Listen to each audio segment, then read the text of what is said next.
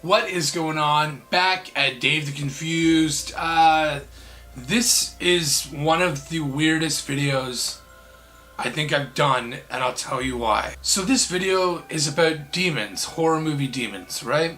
9 times out of 10, I got no problem with demons in movies. I've seen dozens of movies that involved fictional demons and everything, and it's been no problem. Some of them are some of my favorite movies. Like with the Conjuring and the Red Lipstick Demon, you know, Night of Demons, great movie. Exorcism of Emily Rose, any real exorcism movie, demons, right? And usually it's not a big deal, but for some reason, something really got to me making this video. And I don't know what it is, and I can't explain it, but I was doing my research of what I wanted to say for this video. And then I got this overall feeling of just discomfort with kind of like within me. And it wasn't like a tummy ache or something. It was something different. So I was thinking about my favorite horror movie demons, and the first one that came to mind for me was Ghoul from the Sinister franchise. What I really like about this demon is how he essentially acts within the movie, how he makes kids do all the work for him. In the movie, Ghoul is an ancient pagan demon, which stands for the eater or taker of children. And basically what he does is he essentially hypnotizes kids and makes them watch videos on like film of other kids killing their family. And when they kill their family, Ghoul then takes that kid into like another realm in order to feed off its soul. Now, this character is so well done in the movie that it really makes you kind of think about how smart he is in order to trick these kids into coming with him. And how he turns innocent kids into evil, malicious killers. And this demon Ghoul needs the souls of kids to feed in order to stay alive. So he's in a constant hunt for children. So for some reason, I guess it's maybe now that I'm a dad, that I think about these movies and this demon, and it just seems so much darker to me. Like, it seems so much more harder than it usually is in order to make these type of videos. I don't know. But there was something about it that just made me uneasy. Now, there's a lot more to this story, but I have a guest for this video, and she is the queen of horror. She has an amazing YouTube channel, and she does some of the best horror movie videos out there. So you should definitely go check out her channel. And I asked her to do a little collab with me about her favorite movie demons. So here that is. Hey everyone, I'm Queen of Horror, and today Dave has asked me to talk about my 2 favourite horror movie demons. I knew straight away what demons I'd pick when Dave asked me this, because there are 2 that have always stuck out to me. My second favourite would have to be the Crooked Man from the Conjuring 2. Now, I picked this one for a few different reasons.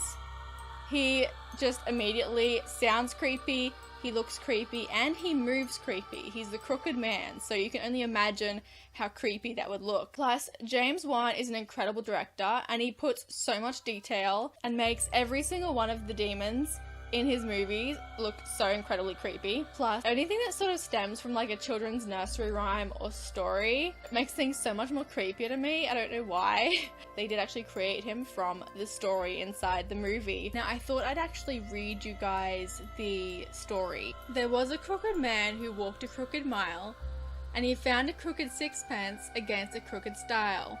He bought a crooked cat who caught a crooked mouse, and they all lived together in a little crooked house. But the crooked man was sad, and once he had thought, why should he be crooked when others were not? Everything was worthless. He heaved a great big sigh, and he went and found a rope and tied it to the sky.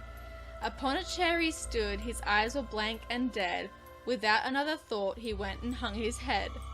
Now the story's not yet over, for this tale is mythed and old. Go hide under the cover, there's something not yet told. There once was a crooked man who had a crooked smile, and if you lived his life, he'd send you through a trial.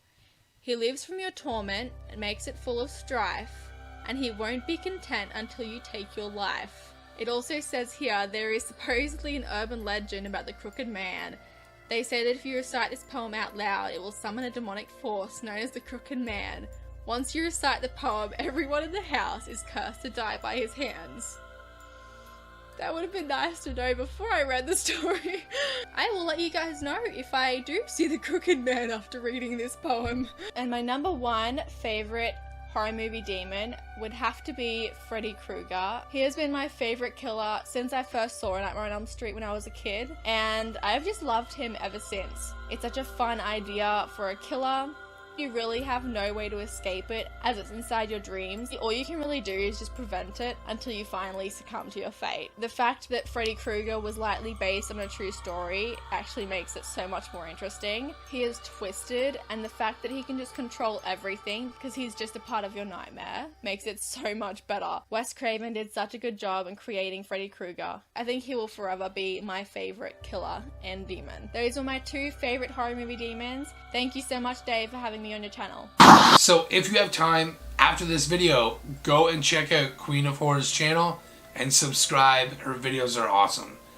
You will not be disappointed. Okay, so at the beginning of this video, I was telling you how uneasy I felt doing research for this video. And one of the demons I wanted to use because I really enjoyed the movie was the demon from the Exorcist series. And it's so weird. So he's got a very recognizable name, and I hate saying it. I really hate saying the name, and I get uneasy every time I say this demon's name. And it's so weird that I feel this way, because I've never felt this way. Even when I watched the movie The Exorcist and the prequels and the sequels and everything, I never felt this way. But for some reason, doing my research on getting information on this particular demon has been really unsettling.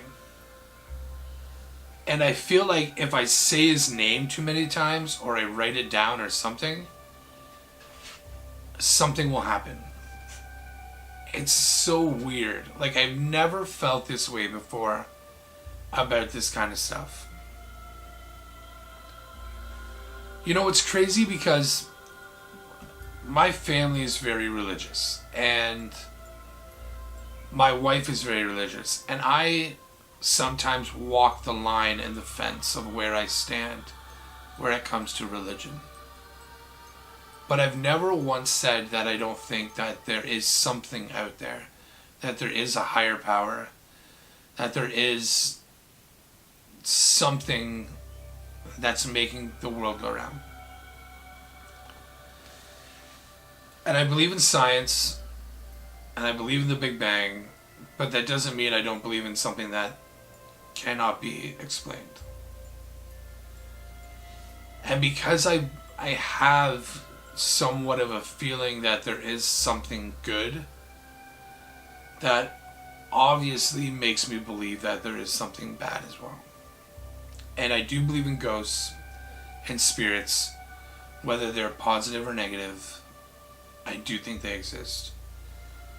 And because of that, I feel uneasy about talking about this particular character. So, because of that, this is where I'm going to end it. It's just, I can't do it. It's just this thing in the pit of my stomach that's telling me, just don't. Just don't do it. And I always trust my gut on things. And I know this is crazy, and I know this is, I don't know how many views this video is going to get. But here we are. So, if you want to know who I'm talking about, you can Google the demon from The Exorcist. And you can learn all about it. But I warn you, it's unsettling. So, with that in mind, this is where I sign off for this video. And I'll see you in the next video about a different topic.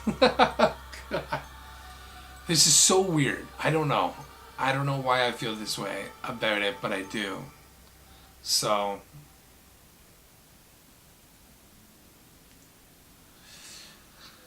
anyway, this is Dave, still confused, and at least our dogs are werewolves.